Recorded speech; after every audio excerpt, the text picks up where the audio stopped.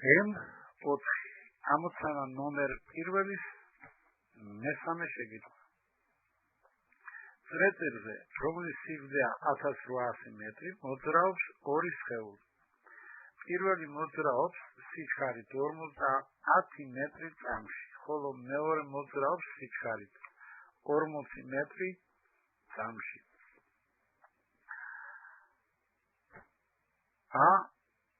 შეკითხვა.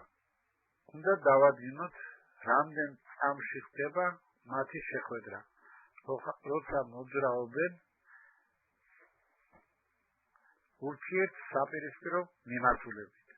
B შეკითხვა. რამდენი წამი გადის შეხვედრიდან შეხვედრამდე, როცა ისინი მოძრაობენ ერთი და იმავე მიმართულებით. წრეწირზე მოძრაობს ორი სხეული. პირველი სიჩქარეა 50 მეტრი წამში, ხოლო მეორე სიჩქარეა 40 მეტრი წამში. როცა სხეულები მოძრაობენ ურთიერთსაპირისპირო მიმართულებით, მაშინ როგორც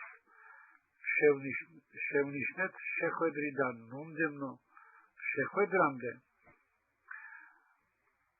გადის 1800-ის შეფარდება 50 პლუს 40-დან და ეს არის 20 წამი.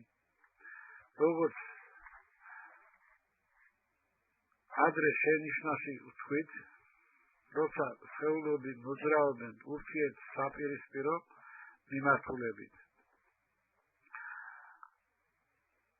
წრეწირის სიგრძეა C, ხოლო ერთი სიჩქარეა V1, ხოლო მეორე სიჩქარეა V2. მაშინ შეხვედრიდან მომდევნო შეხვედრამდე გადის C შეფარდება V1 პლუს V2 წამი.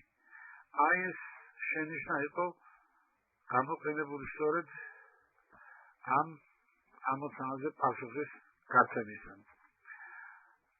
ასევე ჩვენ გავაკეთეთ შენიშვნა, როცა ორივე სხეული მოძრაობს ერთი მიმართულებით, წრეწირის სიგრძეა C, ერთი სიჩქარეა V1 და მეორე სიჩქარეა V2.